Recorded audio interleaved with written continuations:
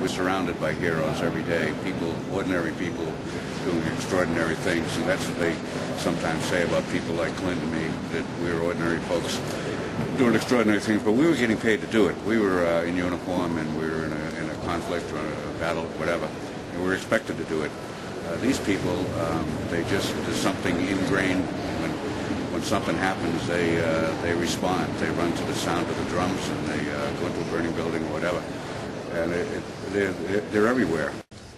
Father Joe, Marcos, Jesse, and Jesse, you've all demonstrated the type of selflessness that makes America exceptional, and are all examples of the best of what our great republic has to offer. Our first recipient is Father Joe Carroll. He distinguished himself with extraordinary selfless service to his community by opening and running a Joan Crow Center, a traditional housing program that has offered health care, job training, counseling, food, and supplies for nearly 30 years. Father Joe's facility was a trailblazer in his one-stop shop approach to empower and to rehab the homeless.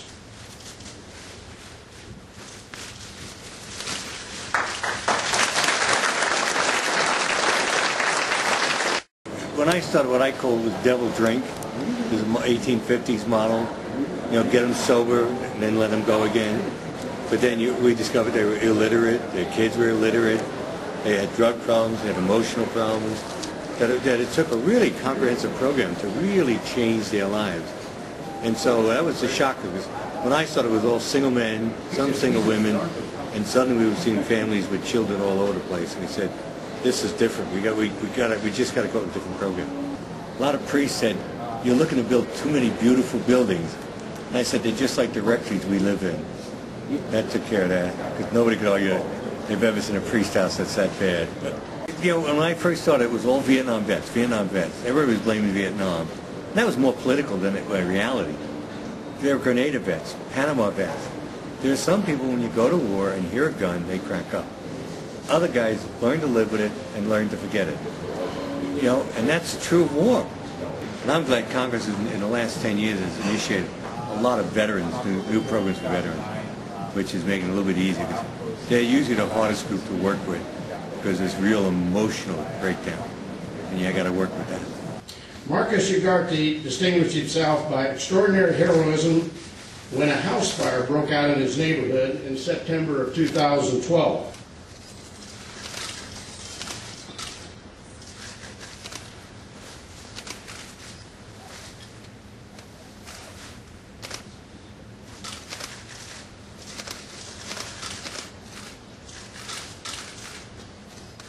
And it was just adrenaline that was pushing me and wanting to help Cody get out of the house.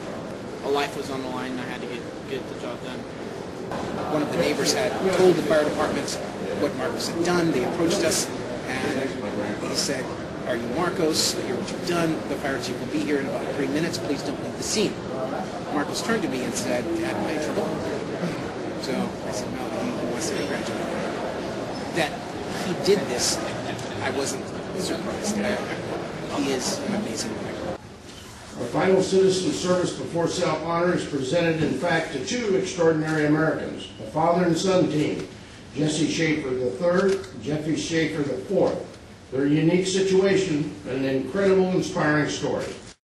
Jesse Shaffer III and Jeffy Shaffer IV distinguished themselves by extraordinary heroism during Hurricane Isaac on 29 August 2012.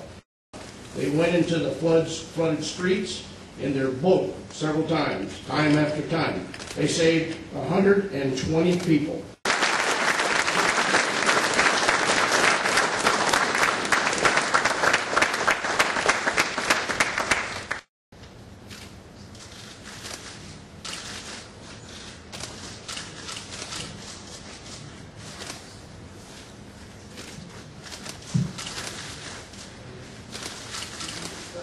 We have pumping stations where we live at that pump like rainwater back over the other side of the levees when we get rainwater, and one of their two guys were running that station and they tried to get out from the front to the back and they got trapped, and the supervisor got a hold to me and I was able to find them in the dark, and they were both on a spare tire, floating on a spare tire. when I got to him. And another one was right at daylight. It was me, my son, and my brother-in-law headed down the highway, which had 18 feet of water on it. Going further down, we got a few 10 or 12 people already, but by daylight we heard some people screaming. We looked to the right, and it was a trailer with about that much roof sticking out, and there was a man, a woman, and 3 children under 6 years old on top of that roof, and without a life jacket. And as soon as we got there, we got them off. That trailer went all the way under, so that was by the grace of God, you know, we were there at that time. During the morning hours when it was still dark, my dad and my Uncle Lanny had gone out, and I didn't go on the boat yet. I had sat in the truck, and I was taking the people off of the boat and putting them in the truck and bringing them to safety. And I had a little time to think, and I was thinking, we need to put this on Facebook, and that's what I did. I put on Facebook that we're out there rescuing people. Within minutes, I got phone calls, text messages, messages on Facebook, wall posts on Facebook of several different addresses from people that I knew and people that I didn't know. We're out here accepting on behalf of all the guys in Team Breakaway Outdoors that were out there rescuing, as well as the fire department and police officers that were out there rescuing too. There was several boats that were out there. I want to let everybody know that we're up here for those guys. Another thing Jesse did too also was great in my eyes. One time they came upon 12 individuals in one house, and there was not enough room for him to get back in the boat, so him and 2 of the younger ones stayed on the roof for an hour in 100-mile-an-hour winds to wait for the boat to return to take them off. We're the greatest country in the world, and to honor those citizens that every day, you know, day in and day out, do great and wonderful things, to recognize them for their great deeds and their great efforts, you know, is truly a great way to give back and to acknowledge them.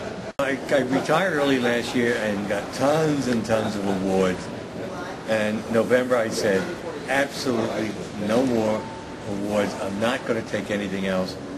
And then you get a call from the Congressional Medal of Honor guy. Now, how on God's earth are you supposed to say no to them? I mean, so to me, and especially when you go to luncheon and you meet them, that they take time out of who they are, America's greatest heroes, to honor some of us who think we're just doing our job. I was in shock, honestly, because these nominees that had been nominated, all 200 of them, 214 I think it was, are all great. I would love to read every story of theirs when I get the time. And I think it would be an honor to meet them, shake their hand. I like to, especially when I talk to soldiers and sailors and airmen and Marines, that any one of you could have done exactly what Clint or I did, responded when the chips were down, if you will. And we just happened to be in a certain place at a certain time, and people noticed it, and that's why we're in the Medal of Honor and other people are not.